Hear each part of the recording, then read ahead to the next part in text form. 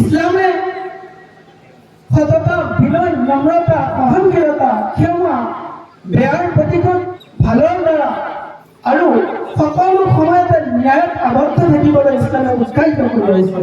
আনহাতে খং, বিদ্বেষ, হিংসা, মিছা, প্ৰতাৰণা, প্ৰবঞ্চনাৰ পৰা ইছলামে সীমা লংঘন নকৰিবলৈ আৰু দেশত্ৰু দুষ্টতাৰ পৰা আঁতৰাই চলিবলৈ, নিজকে আঁতৰি চলিবলৈ ইছলামে আদেশ দিছে। ইছলামে সকলো মানুহকে ন্যায় পৰায়ণ হ'বলৈ, বেয়া আচাৰ ব্যৱহাৰৰ পৰা আঁতৰি চলিবলৈ শিক্ষা দিয়ে। ইছলামে নিজৰ ফলৱৰ্ষক, ইছলামে নিজৰ অনুগামীসকলক কেতিয়াও বেয়া আচাৰ ব্যৱহাৰৰ শিক্ষা নিদিয়ে। মুছলমান হওক অথবা অমুছলমান, ইছলামে অত্যাচাৰ, নিষ্ঠুৰতা, হিংসাৰ তীব্ৰ নিন্দা কৰে। ইছলামে সকলো সময়তে অন্যায়ৰ বিৰুদ্ধে মাত মাতে। কোরআন শরীফত আল্লাহ তাবারক ওয়া তাআলা হুকুম দিছে ওয়াবুদুল্লাহ ওয়া তুশরিকু বিহি শাইআ।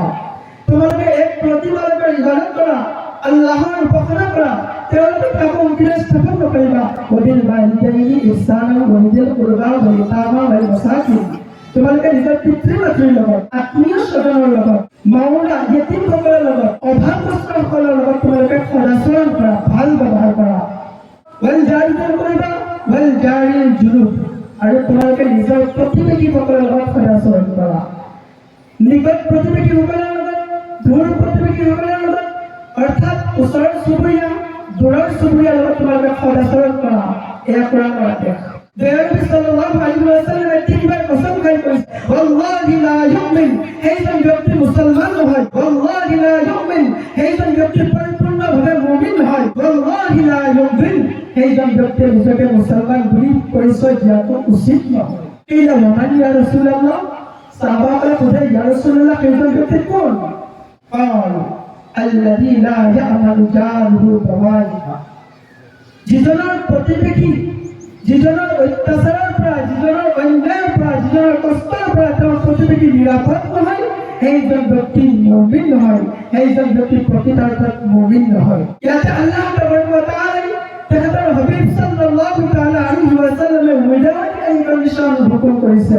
কোনো শৰ্ত অবিহনে আল্লাহৰ নবী সাল্লাল্লাহু আলাইহি ওয়াসাল্লামে আল্লাহ তাবাৰক ওয়া তাআলা চুবুৰীয়াৰ লগত ভাল ব্যৱহাৰ কৰিবলৈ, চুবুৰীয়াৰ লগত আচৰণ কৰাৰ হুকুম দিছে। যদি আপুনি ভাবে যে মোৰ চুবুৰীয়া অমুছলিম হয় বা মোৰ চুবুৰীয়া আমাৰ ধৰ্মৰ নহয়, সেইবুলি যদি আপুনি হেৰ উদ্দেশ্য চাই অন্যায় কৰিব বিচাৰে, তেতিয়াহ'লে আপুনি মনত ৰাখিব, দয়াৰ নবী সাল্লাল্লাহু আলাইহি ওয়াসাল্লামে কৈছে, দাওয়াতুল মাজলুমি ওয়া ইন কানা কাফিরান ফা ইন্নাহু লাইসা দুনাহা আইদা।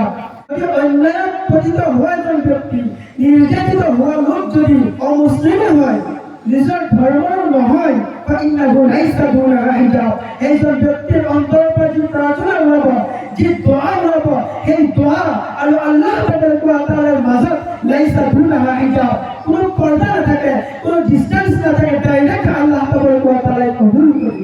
গতিকে আমি আমাৰ প্ৰতিবেশীৰ হক, প্ৰতিবেশীৰ প্ৰতি যি সন্মান, সেয়া আমি সকলো সময়তে গুৰুত্ব দিব লাগিব।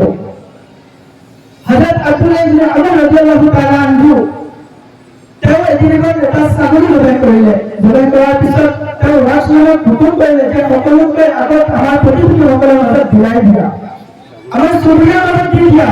তেতিয়া কোনোবা এজনে ক'লে, হে আব্দুল্লাহ ইবনে উমৰ, আপোনাৰ প্ৰতিবেশীটো এজন অমুছলিম হয়, এজন অমুছলিম হয়, তেওঁক আপুনি দিব কৈছিলে। তেতিয়া তেওঁ ক'লে, তেওঁ অমুছলিম হ'ল কি হ'ল? আৰু আল্লাহ নবী সাল্লাল্লাহু আলাইহি ওয়াসাল্লাম উদ্ধৃতি দি তেওঁ ক'লে যে নবী কৰীম সাল্লাল্লাহু তাআলা আলাইহি ওয়াসাল্লামে কৈছে যে জিবৰিল আমিন আলাইহিস সালাতু ওয়াসসালাম মোৰ ওচৰত আহি চুবুৰীয়া সম্পৰ্কে ইমানেই মহত্ব বয়ান কৰিছে, ইমানেই হক মহত্ব কৈছে, আহি মই এনেকুৱা ফিল কৰিব পাৰিছোঁ যাতে আল্লাহ তাবাৰক ওয়া তাআলা এনেকুৱা নহওক, আল্লাহ তাবাৰক ওয়া তাআলা যাতে সম্পত্তিৰ ভাগতো চুবুৰীয়াক অংশীদাৰ কৰিব, ইমানেই মহত্ব আছে চুবুৰীয়াৰ। আমি চুবুৰীয়া বুলি আওকাণ কৰিব নোৱাৰিম। আজি ঈদৰ দিন আপুনি যিদৰে এজন মুছলমান চুবুৰীয়াৰ ঘৰত গৈছে, যিদৰে এজন মুছলমানৰ লগত আপুনি পাৰ্টিচিপেট কৰিছে আনন্দ উল্লাসত, তদ্ৰূপ আপুনি আপোনাৰ অমুছলমান প্ৰতিবেশীৰ লগত আপুনি কৰা উচিত, যদিহে আপুনি মুছলমান হ'ব বিচাৰে।